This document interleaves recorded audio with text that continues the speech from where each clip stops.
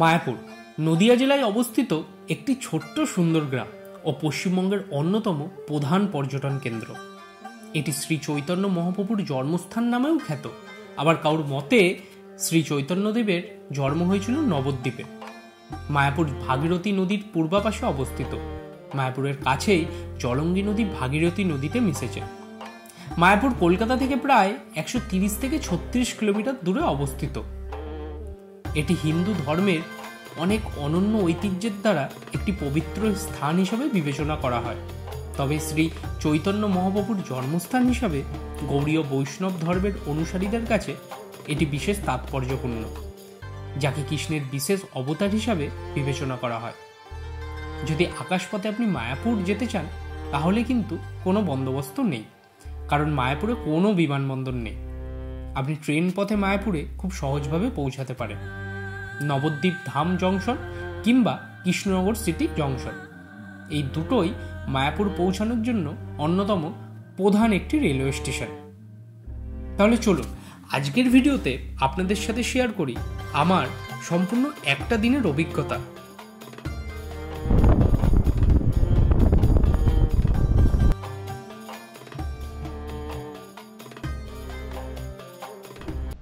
কি দারুণ জায়গা! মায়াপুর ইস্কনের আগেই এই সুন্দর ট্রি হাউসের জায়গাটা পড়ে। তো গুড মর্নিং বন্ধুরা, স্বাগত জানাচ্ছি মায়াপুর থেকে তোমাদের আরও একটা নতুন ভিডিওতে। আসার জার্নি ভিডিও আর তোমাদেরকে দেখাইনি। মায়াপুর বহুবার এসেছি, বহুবার তোমাদের সাথে শেয়ার করেছি আমি কিভাবে পৌঁছাই। তাও একবার বলে দিচ্ছি, কৃষ্ণনগরে প্রথমে পৌঁছেছি, তারপর ওইখান থেকে টোটো ধরে 30 টাকার বিনিময়ে পৌঁছে গেছি সরবগঞ্জ হুলোরঘাটে, আর তারপরে মায়াপুরে পৌঁছে গেছি। তা মায়াপুরে আজকে এই সুন্দর জায়গা থেকে ভিডিওটা আমি স্টার্ট করছি।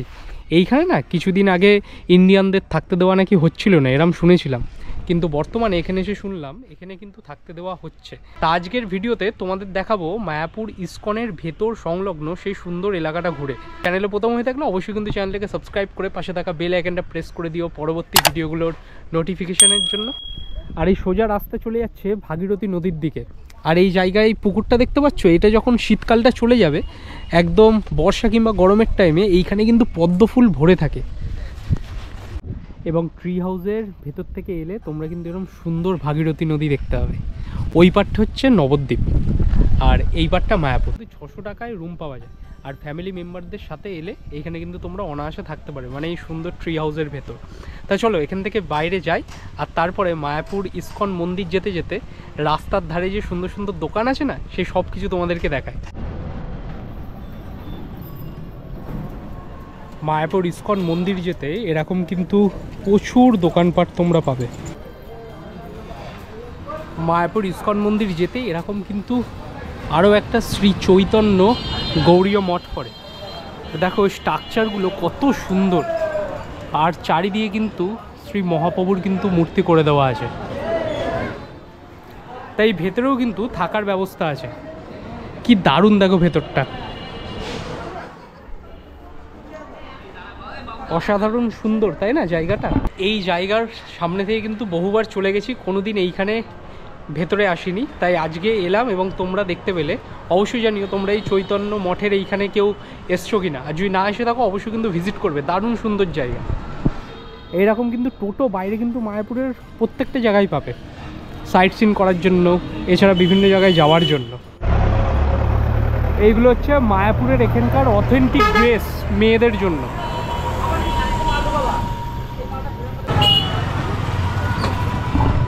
আজকে কৃষ্ণনগর লোকালে, মানে বিবাদীবাগ কৃষ্ণনগর লোকাল ধরে আমি এসেছি। ভাই ভিড় প্রচুর ছিল আজকে। আমার পেছনে তোমরা দেখতে পাচ্ছ মায়াপুর ইস্কন মন্দিরের চূড়া। ওয়াও!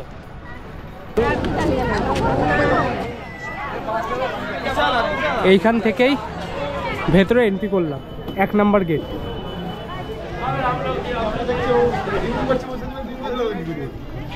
ঢুকেই তোমরা বাহাতে এইখানে অখণ্ড হরিনাম সংকীর্তন পাবে।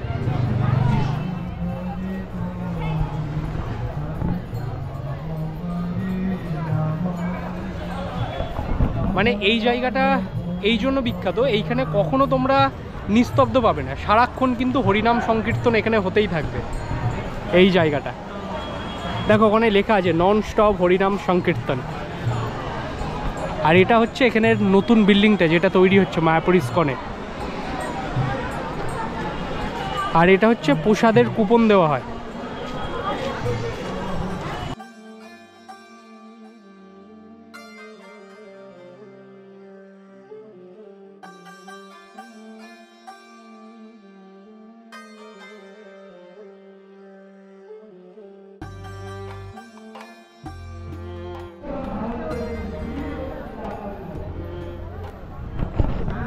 এটা হচ্ছে ইসকনের যে পুরনো মন্দিরটা, সেই পুরনো মন্দিরের বাইরে থেকে আমি তোমাদের দেখাচ্ছি।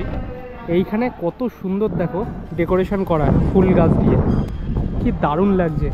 আর এই মুহূর্তে ভিড়টা দেখো মায়াপুর ইসকন মন্দিরের ভেতর, কত ভিড়, কত দর্শনার্থী বিভিন্ন জায়গা থেকে এখানে এসছেন। কিছুক্ষণ আগেই কথা হলো একটা ফরেনারের সাথে, আমি ক্যাপচার করতে পারলাম না, এসছে তোমার বেলজিয়াম থেকে। অসাধারণ এমন একটা জায়গা, বিভিন্ন ধর্মের মানুষ কিন্তু এই মায়াপুর ইসকন মন্দিরে কিন্তু আসে। এটা হচ্ছে তোমার পুরনো মন্দিরটা যেটা দেখালাম, আর এই পাশে হচ্ছে তোমার নতুন মন্দিরটা, মানে দুটো মন্দির একসাথে। কি দারুণ লাগছে দেখো এই জায়গাটা।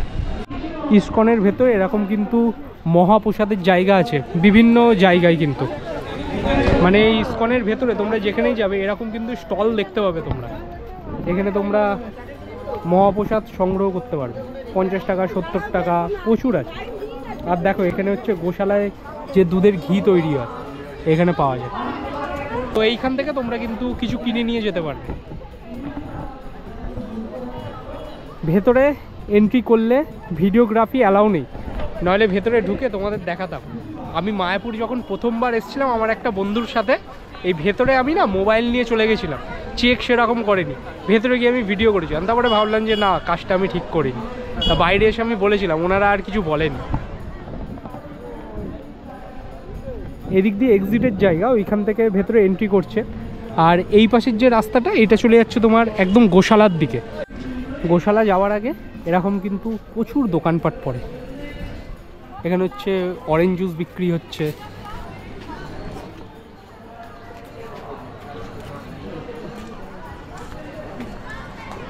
মায়াপুর ইসকনের ভেতরে।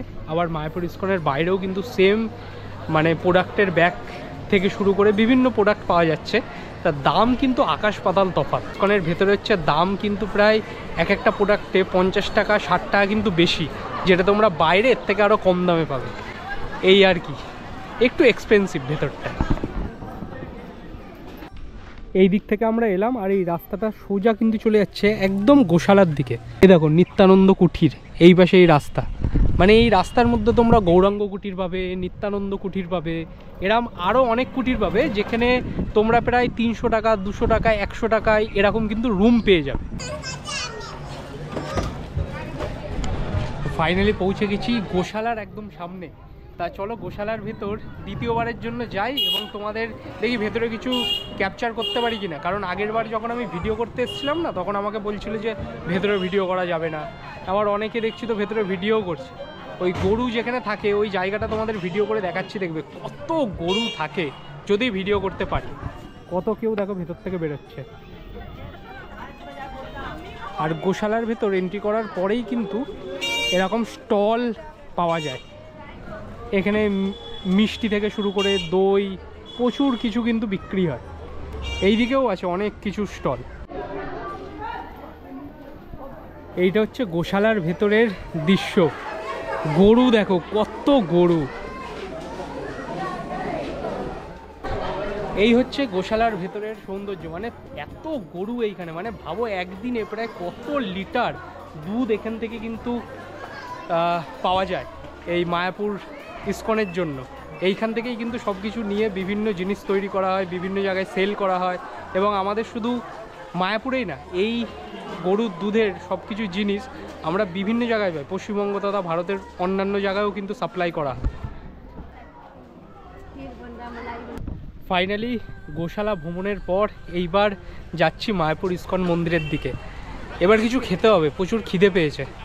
মায়াপুর যে ইসকনের যে নতুন মন্দিরটা হচ্ছে না, ওর ভেতর আর ঢুকলাম না। কিছুদিন আগেই আমি মায়াপুর ইসকনের যে নতুন বিল্ডিংটা করছে তার ভেতরে কিন্তু এন্ট্রি করে যা যা দেখানোর দেখিয়েছিলাম তোমাদের, তাই আজকে আর নতুন করে আবার কুপন কেটে আবার ভেতরে এন্ট্রি করছি না।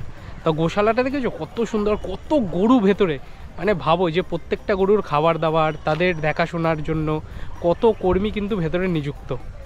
গোশালার সৌন্দর্যটা কিন্তু অন্যতম, আলাদা। তো তোমরা যারা মায়াপুর ইস্কনের মন্দিরের দিকে আসবে, এই গৌরাঙ্গ কুটির, নিত্যানন্দ কুটির যেই দিকে, সেই দিকেই কিন্তু গোশালার রাস্তা পড়বে। এছাড়াও কাউকে এখানে যারা কর্মীরা আছেন, মানে যারা সিকিউরিটি গার্ড আছেন, তাদেরকে জিজ্ঞেস করলে কিন্তু ইজিলি বলে দেবে। আর এই টোটো করে সব কিন্তু মায়াপুর ইস্কনের গেট থেকে কিন্তু এইদিকে আসছে দর্শনার্থীরা গোশালার দিকে। 10-15 টাকা করে নেয় পার হেড। এই মুহূর্তে আমি দাঁড়িয়ে আছি মায়াপুরের যে নতুন ইস্কন মন্দির হচ্ছে তার সামনে। এ হচ্ছে মায়াপুর নতুন ইস্কন মন্দির, আর সামনে হচ্ছে তোমার ভেতরে এন্ট্রির গেট।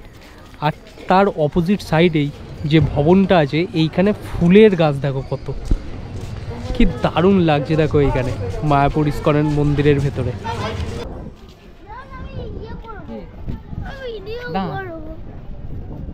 প্রচুর ফুলের গাছ।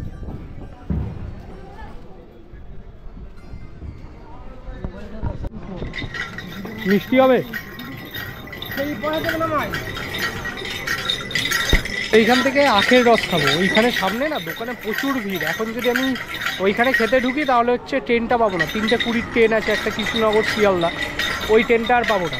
এখানে 20 টাকার গ্লাস আখের রসটা খাই, একটু চিল হই, তারপরে এইখান থেকে বাড়ির দিকে রওনা দিই।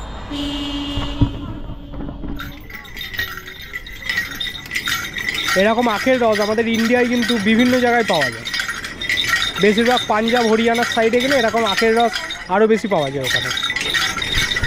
ওখানে না কিরাম বলো তো, মানে আমি শুনেছি, যাইনি, ফিউচারে গেলে অবশ্যই তোমরা দেখতে পাবে। ওইখানে মানে কম টাকায় প্রচুর বড় বড় গ্লাসে আখের রস বিক্রি করে, মানে ওখানে আখ উৎপাদনটা অনেক বেশি হয়।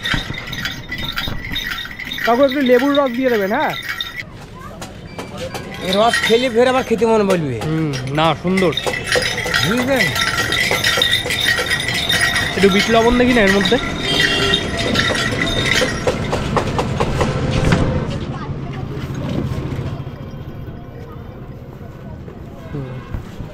এই বিট লবণটা দিলে আখের রসের স্বাদটা আরো কয়েক গুণ বেড়ে যায়। আর এক গ্লাস দিই না, আর খাবো না। সুন্দর হয়েছে। কোথায় ফেলার জায়গা? এইখানে? হ্যাঁ, বানানো আছে তো, দিয়ে দিই।